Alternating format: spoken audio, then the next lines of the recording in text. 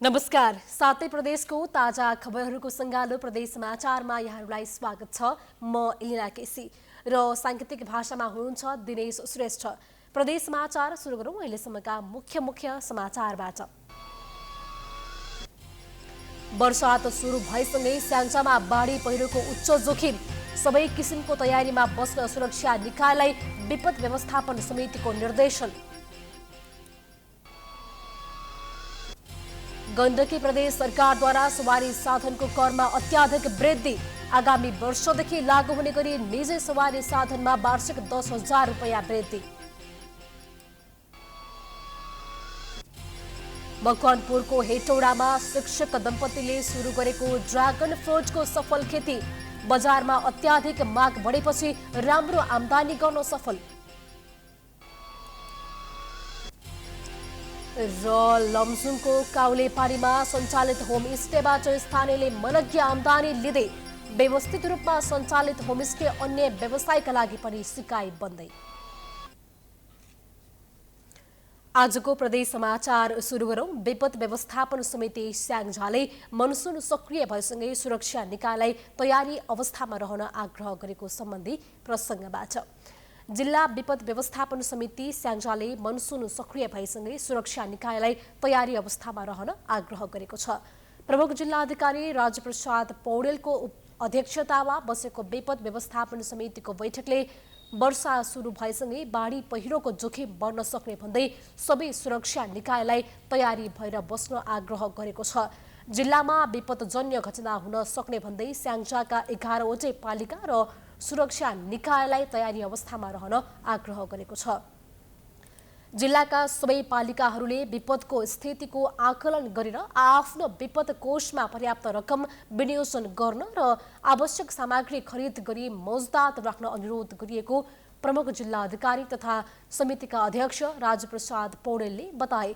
बैठकमा वर्षातका कारण बाढी पहिरो जाने र जुनसुकै बेला पनि सडक अवरुद्ध हुन सक्ने भएकाले आवश्यक पर्ने डोजर, जेसीबी लगायतका सामग्रीका साथै चालकहरूलाई समेत तयारी अवस्थामा राख्न र सडक कार्यालय, स्थानीय पालिका र सुरक्षा निकायसँग समन्वय गर्न बैठकले आग्रह गरेको छ। त्यस्तै बैठकले सिजनमा मनसुनजन्य बाढी पहिरो तथा पानीजन्य हैजा, आउँ, टाइफाइड लगायतका संक्रामक रोगजन्य विपदहरू जुनसुकै बेला पनि हुन सक्ने भन्दै स्वास्थ्य सतर्कता अपनाउन समेत आम सर्वसाधारणलाई आग्रह गरेको छ। बैठकले जिल्लाका विभिन्न पालिकाहरूमा पहिरोको जोखिम समेत भएकोले सावधानी अपनाउन स्थानीयलाई आग्रह समेत गरेको छ।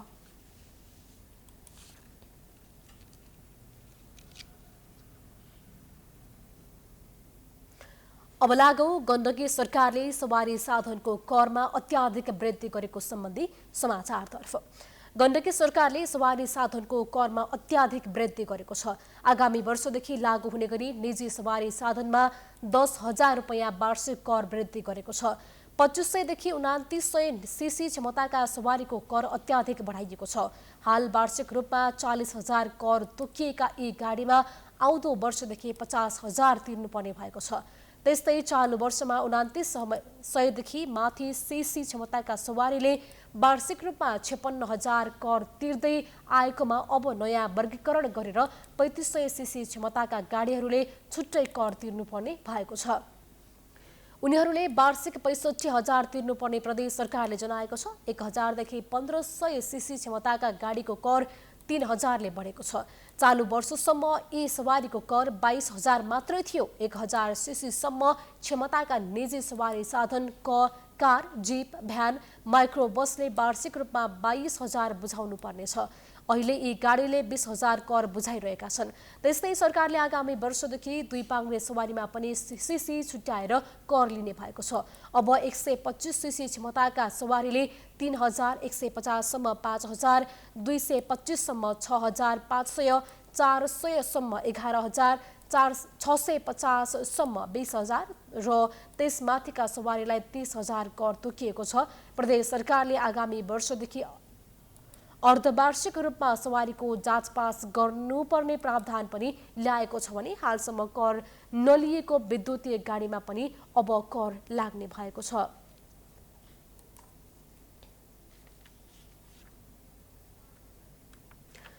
अबको पालोमा मणिपाल शिक्षण अस्पतालका कर्मचारी आन्दोलित भएको सम्बन्धी समाचार। पोखरा स्थित मणिपाल शिक्षण अस्पताल प्रशासनको निर्णयको विरोध गर्दै कर्मचारी आन्दोलित भएका छन्। तलब वृद्धि, बिदा कटौती, सुत्केरी बिदा र क्रिया बिदा समेत कटौती गरिएको भन्दै कर्मचारी आन्दोलित भएका हुन्। आन्दोलनका कारण मणिपाल शिक्षण अस्पतालको सेवामा प्रभाव परेको छ।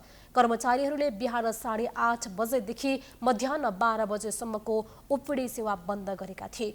सेवा अवरोधका कारण उपचारका लागि दिनहुँ पुग्ने सयौं बिरामी मर्कामा परेका छन्।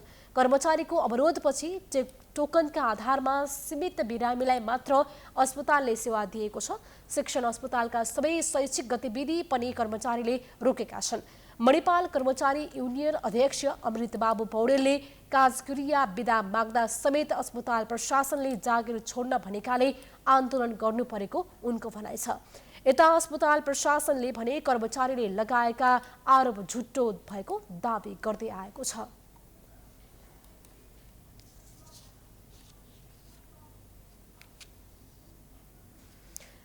प्रदेश समाचारमा पालो भएको छ विश्रामको।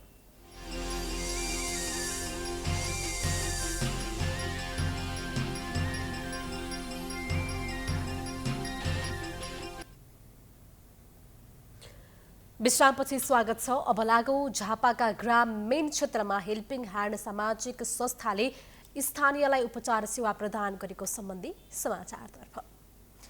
झापाका ग्रामीण क्षेत्रमा पुगी हेल्पिङ ह्यान्ड सामाजिक संस्थाले स्थानीयलाई उपचार सेवा प्रदान गरेको छ। विशेषज्ञ डाक्टरको टोली सहित संस्थाले निशुल्क चेक जाँच गरी बिरामीहरूलाई औषधि वितरण गरेको छ। जिल्लाको दुर्गम मानिने 12 गाउँपालिकाको विभिन्न ओडामा पुगी संस्थाले उपचार सेवा दिएको हो। उपचार सेवाबाट विपन्न परिवारका बिरामीहरू लाभान्वित भएका छन्। यो कदम यो निर्वाचित भएर जितेर आउने बित्तिकै यो स्वास्थ्य शिविर जुन ल्याउनु भएको छ उहाँको चाहिँ यो बहुत ठुलो चाहिँ उहाँको यो योगदान हो। उहाँको राम्रो गर्नुभयो, यस्तै भइरहेको सधैँभरि हाम्रो सुविधा राम्रो गरिदिनु भयो भने अझै गर्नुभयो भने। 12 गाउँपालिका 4 मा स्वतन्त्रबाट विजयी भएका महताब आलमले वडावासीको समस्याको ख्याल गर्दै उपचार सेवाको व्यवस्था मिलाएका थिए। निशुल्क उपचार शिविरबाट स्थानीयले आँखा, मुख, दाँत दुर्गम क्षेत्रमा त्यही अब अलिक एजुकेसन छैन, त्यसले गर्दा त्यो अवेरनेस भएको छैन। त्यही भएर अवेरनेस क्याम्पहरू चाहिँ यसरी हामीले अर्गनाइज गरेर स्क्रिनिङ लाइक कमसेकम प्रेसर, सुगर, थाइरोइड अनि गाइनीमा प्रोल्याप्सहरू भन्दा हुन्छ होइन, भयो भने डर्माको पेसेन्टहरू स्किन कन्सल्टेसनहरू होइन त्योहरू सम्बन्धी पनि अलिक अवेरनेस भएको छ पेसेन्टहरूलाई। 12 गाउँपालिकाको दक्षिण भेगमा सुविधा सम्पन्न अस्पताल नहुँदा त्यस क्षेत्रका स्थानीयले समयमा उपचार सेवा समेत पाउन सकेका छैनन्।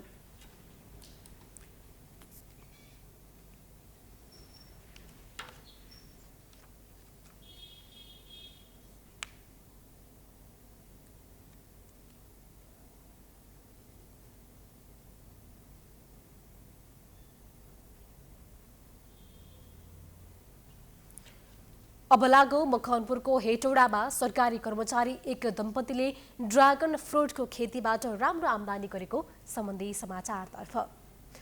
मकवानपुरको हेटौडामा सरकारी कर्मचारी एक दम्पतिले ड्रागन फ्रुटको खेती गरी राम्रो आम्दानी गर्न सफल भएका छन्। सरकारी सेवासँगै नारायण रेग्मीको दम्पतिले साइड कामको रूपमा हर्णामाडी ड्रागन फ्रुट खेती गरी राम्रो आम्दानी गरेका छन्। 27 कट्ठा जग्गा भाडामा लिएर सञ्चालन गरिएको ड्रागन खेतीले 18 महिनाबाटै दैनिक 50 किलो भन्दा बढी उत्पादन दिन सुरु गरेको छ। ड्रागन फलको माग बजारमा अत्याधिक भएको फार्मका म्यानेजरको भनाइ छ। तर बजारको माग अनुसार त पर्याप्त हामीले दिन सकेका छैन। दिनको लगभग 50 किलो जति हामीले पठाउन सक्छौँ अहिलेसम्म। अलि भएपछि अब अहिले त भर्खर 19 महिना 20 महिना चलिरहेछ हामीले रोपेको। अब 2 वर्ष पछिको उत्पादन अलि राम्रै होला, त्यसपछि त बजारमा माग अनुसार दिन सकिन्छ। मेहनत चाहिँ लाग्छ, परिश्रम गर्नुपर्छ यसको लागि, तर जे होस् फल राम्रै आउँदो रहेछ भन्नुपर्छ। अब 18 महिना 19 महिनामा केही फल पठाउनु पाइयो बजारमा। शिक्षित वर्गले यस्तो काम गर्दा समाजलाई प्रेरणा हुने तथा आफूले सञ्चालन गरेको कृषि काम बहुउपयोगी फलफूल रहेकाले यसको बजारमा उच्च माग रहेको फार्मका सञ्चालकको भनाइ छ। कृषि कर्मले नै आफ्नो आम्दानीमा समेत वृद्धि हामी दुवै गरेको शिक्षण सञ्चालकले पेसामा संलग्न मान्छे। अझ म त बिहान क्याम्पस पनि र दिउँसो स्कुल गर्दा फुल टाइम शिक्षण पेसामा लागेर पनि एउटा अनुकरणीय उदाहरणीय एउटा काम गरौँ भन्ने उद्देश्यले यहाँ बसेर पनि हामीले आफ्नो जग्गा नहुँदै पनि हामीले हेटौँडा 18 मा गएर यहाँबाट झन्डै आधा घण्टा लाग्छ साधनमा जाँदाखेरि पनि त्यहाँ गएर यो ड्र्यागन फ्रुट्स खेतीको चाहिँ नि शुभारम्भ गरेका छौँ। एउटा उदाहरणीय काम होस् भन्ने हाम्रो चाहना हो। कृषि फर्म सञ्चालन गरेका दम्पति दुवै शिक्षण पेसामा संलग्न छन्। अहिले ड्रागन खेतीबाट पनि आम्दानी आउन सुरु भएपछि उनीहरू निकै खुसी भएका छन्।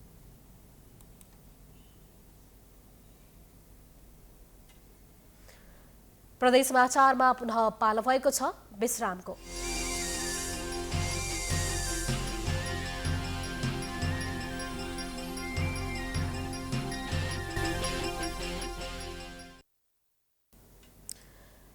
विश्रामपछि स्वागत छ। अबको पालोमा इटहरी उपमहानगरपालिकाले मुख्य चोक क्षेत्र सौन्दर्यकरण गर्ने भएको सम्बन्धी समाचार।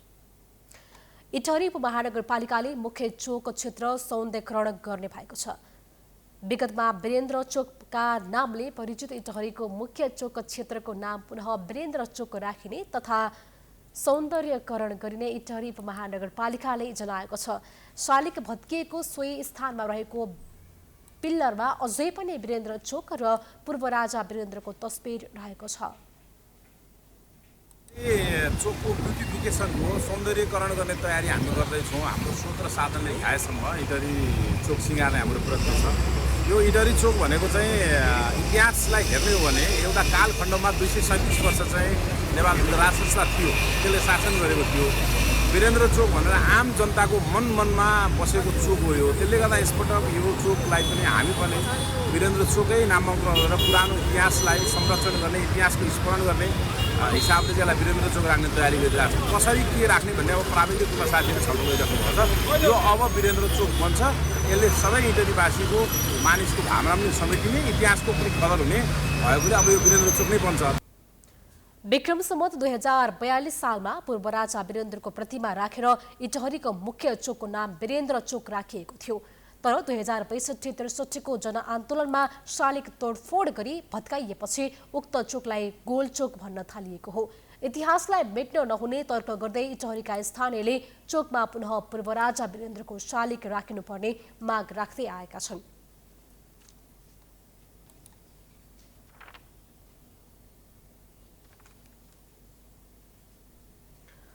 अन्तमा लमजुङको काउलेपानीमा व्यावसायिक रूपमा सुरु भएको होमस्टेबाट स्थानीयले राम्रो आम्दानी गरेको सम्बन्धी समाचार।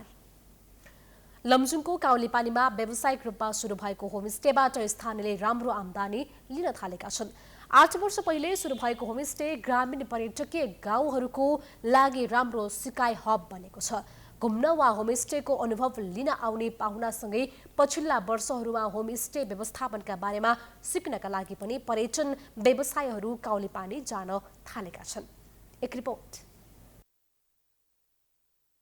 लमजुङको बेसी सहर नगरपालिका 3 स्थित काउलेपानीमा सञ्चालित होमस्टे अन्य व्यवसायीहरूका लागि पनि उदाहरण बनेको छ।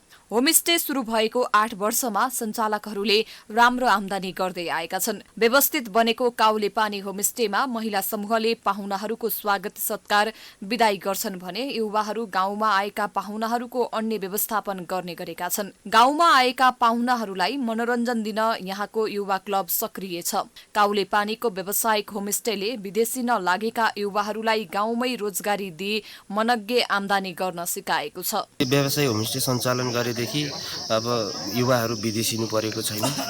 त्यसपछि अलिअलि कृषिमा पनि सुधार भएको छ। जति कमाउने रकमहरू हामीले यही आफ्नै देशमा गाउँघरमा बसेर कमाएको छ। होमस्टे सञ्चालन अघि काउलेपानीका महिलाहरू घरायसी काममा मात्र सीमित थिए। स्थानीय अर्ग्यानिक उत्पादन थियो तर बजार थिएन।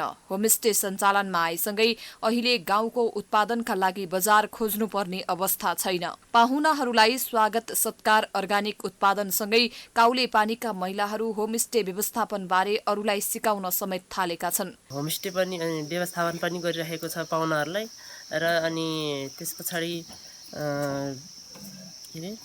पछाडि होमस्टे पनि उत्कृष्ट भयो र अहिले हामीले पाहुनाहरूलाई सत्कार गर्न भइरहेको छ र त्यस पछाडि अरू ठाउँमा पनि गएर हामीले अरूलाई पनि सिकाइरहेको छ। 8 वर्षको अवधिमा काउले पानी होमस्टे सञ्चालकहरूलाई भ्याइ नभ्याइ छ। सन् 2014मा भिटोफले काउले पानीलाई नेपालभरिकै उत्कृष्ट होमस्टे घोषणा गरेपछि यहाँ आउने पाहुनाहरूको संख्यामा वृद्धि भएको हो। अहिले होमस्टेको अनुभव लिन मात्र नभई नयाँ प्रवर्धन हुन लागेका पर्यटकीय गाउँहरूबाट समेत होमस्टे व्यवस्थापनको लागि तालिम लिन पर्यटन व्यवसायीहरू आउने गरेका छन्। 2014मा नेपाल उत्कृष्ट जुन उचाइ लियो, यो सँगसँगै काउले पानीले अब हामीले यहाँ हाम्रो जुन एउटा होमस्टेको व्यवसायलाई पनि एउटा सञ्चालन गर्दै आएको छ। यसलाई भने त्यसको अलावा हाम्रो यो वरिपरिका यो लमजुङभित्रका अन्य जुन गाउँहरूलाई पनि होमस्टेको रूपमा प्रवर्धन गर्न र त्यति मात्र नभइकन वरिपरिका अन्य विभिन्न जिल्लाबाट पनि होमस्टे सम्बन्धी यो सिक्नको लागि तालिम लिनको लागि उहाँहरू यहाँ आउनुहुन्छ, यहाँ अवलोकन गर्न आउनुहुन्छ भने साथसाथै हामीलाई आमन्त्रण गरेको अवस्थामा हामी उहाँहरूकै गाउँमा गएर पनि यो होमस्टेलाई व्यवस्थापन कसरी गर्नुपर्छ, कसरी सञ्चालन गर्नुपर्छ भन्ने सम्बन्धमा हामी उहाँहरूलाई जानकारी दिने गर्छौँ अथवा सिकाउने चाहिँ तालिम जस्तो दिने गर्छौँ। काउले पानी होमस्टे सञ्चालकहरू गाउँमा आएकाहरूलाई मात्र नभई कतिपय गाउँहरूमा आफै समूहमा गएर समेत सिकाउने गरेका छन्। अतिथि सत्कार, पाहुनाको व्यवस्थापन, अर्ग्यानिक उत्पादन र पाहुनाहरूलाई कसरी खुसी बनाउन सकिन्छ भन्ने बारे उनीहरूको अनुभवबाट जिल्लाभित्र र बाहिर पनि नयाँ पर्यटकीय गाउँहरूले सिको गर्दै आएका छन्। प्राइम एचडीका लागि लमजुङबाट सृजना बरालको रिपोर्ट। लमजुङको बेसी सहर नगरपालिका 3 स्थित आइपुगेका छौं। जाँदा जाँदै प्रमुख समाचार पुनः एकपटक। वर्षात सुरु भएसँगै स्याङ्जामा बाढी पहिरोको उच्च जोखिम, सबै किसिमको तयारीमा बस्न सुरक्षा निकायलाई विपद व्यवस्थापन समितिको निर्देशन। गण्डकी प्रदेश सरकारद्वारा सवारी साधनको करमा अत्याधिक वृद्धि, आगामी वर्षदेखि लागू हुने गरी निजी सवारी साधनमा वार्षिक 10,000 रुपैयाँ वृद्धि। मकवानपुरको हेटौडामा शिक्षक दम्पतिले सुरु गरेको ड्रागन फ्रुटको सफल खेती, बजारमा अत्याधिक माग बढेपछि राम्रो आम्दानी गर्न सफल।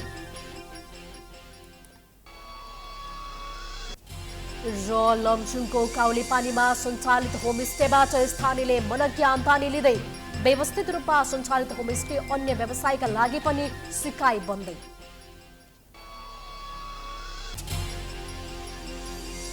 प्रदेश समाचार यहीलाई सकियो। हेर्दै गर्नुहोला प्राइम टाइम्स एचडी।